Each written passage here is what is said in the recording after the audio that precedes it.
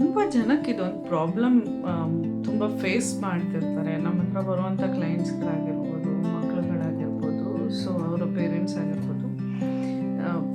It related to all the age groups. So ಇದೊಂದು concerns ಇದ್ದೇ ಇರುತ್ತೆ. ಸೊ ಅದಕ್ಕೆ ನಾನು ಇವತ್ತೊಂದು ಟಿಪ್ ಹೇಳ್ಕೊಡ್ತಾ ಇದ್ದೀನಿ.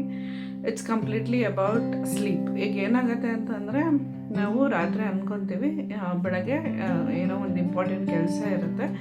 ಸೊ ಆ ಟೈಮಿಗೆ ಈ ಟೈಮಿಗೆ ಎದ್ಬಿಟ್ರೆ ನನ್ನ ಕೆಲಸ ಎಲ್ಲ ಬೆಳಗ್ಗೆ ಬೇಗ ಬೇಗ ಆಗೋಗುತ್ತೆ ಅಂತ. ಬಟ್ ನಾವು ಅವತ್ತಿನ ದಿನವೇ ತುಂಬ ಲೇಟಾಗಿ ಎದ್ಬಿಡ್ತೀವಿ. ಮತ್ತು ನಮ್ಮ ಕೆಲಸ ನಾವು ಅವತ್ತು ಏನಕ್ಕೆ ಹೋಗಬೇಕು ಅಂತಿರ್ತೀವಿ, ಅದ್ರ ವರ್ಕು ತುಂಬ ಗಡಿಬಿಡಿ ಆಗಿಬಿಡುತ್ತೆ. ಸೊ ನಾನು ಸಜೆಸ್ಟ್ ಮಾಡೋದೇನು ಅಂತಂದರೆ, ನೀವು ಇದಕ್ಕೆ ಪ್ರತಿ ಸಲ ನಾವು ಜ್ಞಾಪಿಸ್ಕೊಂಡು ಅಲಾರಾಮ್ ಇಟ್ಕೊಂಡು ಕ್ಲಾಕ್ ಹೊಡೆದ್ರೂ ಮತ್ತೆ ಮತ್ತೆ ಮತ್ತೆ ರಿಪೀಟ್ ಆಫ್ ಮಾಡಿ ಎದ್ದೇಳೋಕ್ಕೆ ಕಷ್ಟಪಡೋದಕ್ಕಿಂತ ನಾನು ಹೇಳೋವಂಥದ್ದು, ನಮ್ಮ ಸಬ್ಕಾನ್ಷಿಯಸ್ ಮೈಂಡ್ ತುಂಬ ಪವರ್ಫುಲ್ ಆಗಿರುತ್ತೆ. ಸೊ ನೀವು ಇದನ್ನು ಇವತ್ತು ರಾತ್ರಿನೂ ಟ್ರೈ ಮಾಡಿ ನೋಡ್ಬೋದು. It will definitely work. ಏನಂತಂದರೆ, ನೀವು ಮಲಗೋಕ್ಕಿಂತ ಮುಂಚೆ ನಿಮ್ಮ ಸಬ್ಕಾನ್ಷಿಯಸ್ ಮೈಂಡ್ಗೆ ನೀವು ಹೇಳಬೇಕು.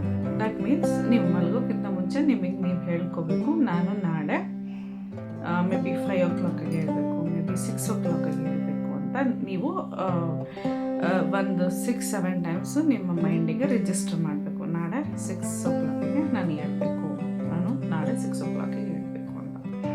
ಸೊ ನೀವು ಬೇಕಾದ್ರೆ ಚೆಕ್ ಮಾಡಿ, exactly 6 o'clock ಎದ್ದಿರ್ತೀರ.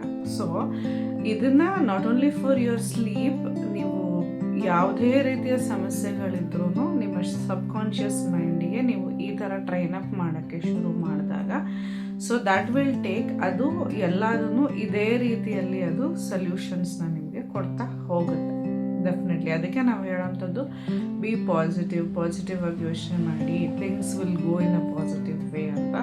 Please try this and comment below. It definitely works. Thank you.